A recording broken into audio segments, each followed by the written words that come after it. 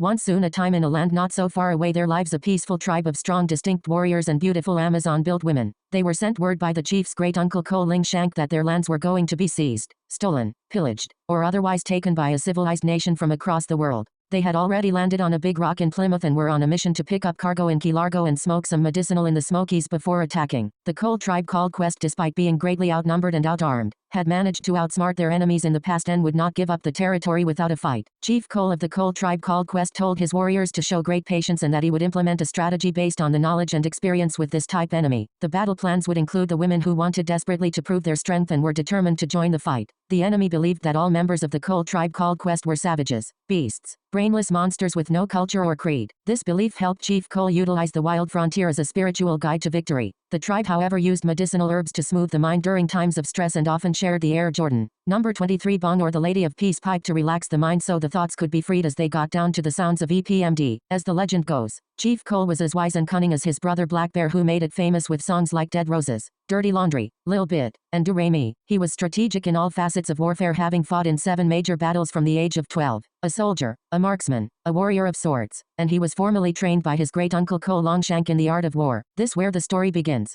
The Cole tribe called Quest witnessed several wagons enter the Ohio Valley that were not part of the original troop caravan. This indicated that the 2 wagons were retrieved during the voyage and were meant to return with the army after sure victory over the savages. The additional wagons were heavier and more cumbersome than the others, which the chief paid careful attention to and took evasive and rather persuasive action to maintain a constant visual because the contents were of significant importance until proven otherwise. Chief Cole was fortunate in his years to have acquired a tenacious group of females that would like nothing more than to gallop into battle with the men. But given the nature of the enemy, the allure of capturing a female would prove more valuable than any sword, rifle, or spear wielded by all the warriors under his command combined could generate. Chief Cole sent out his scouts to several posts to monitor and observe any movements and commanded them to report back, sending a Baltimore Raven to deliver all correspondence in real time. Another posse in Broadway comprised of a group of his most decorated veterans warriors to accompany 7 of the hottest Pocahontas-looking divas in the entire country as they lured soldier after hapless soldier away from camp. The goddess diva queens tempted the soldiers off their post to get a piece, a taste, or even a chance at some indigenous female lust. Once in the snare, they forced them to disclose times of shipments, alternate routes, and plans which ultimately thwarted their mission. They chased the Pocahontas tail to no avail. Like a tail in a whale, they got smacked down. One by me so horny one. Once the supply lines were cut off and all forms of communication were lost, the waiting game began. Chief Cole watched them suffer without food.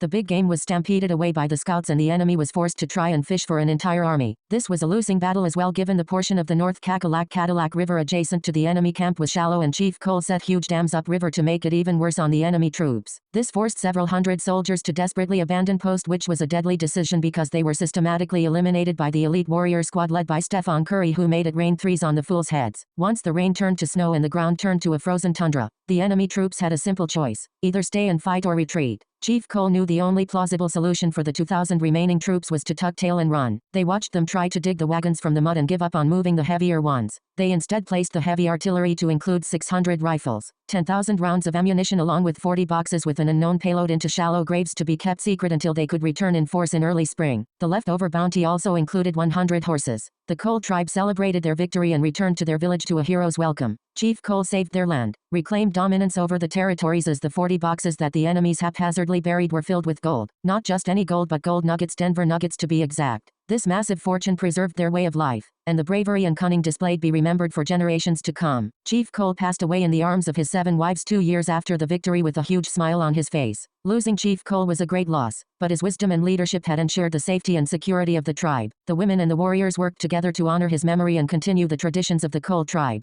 As they lived in harmony with nature and respected the land, the Cole tribe would continue to thrive and prosper. The peace pipe was filled with herbs each winter and they rejoiced his memory with song, dance, and orgies of biblical proportion to be rivaled only by his great-uncle Cole Longshanks himself. This story of bravery and resilience became legendary.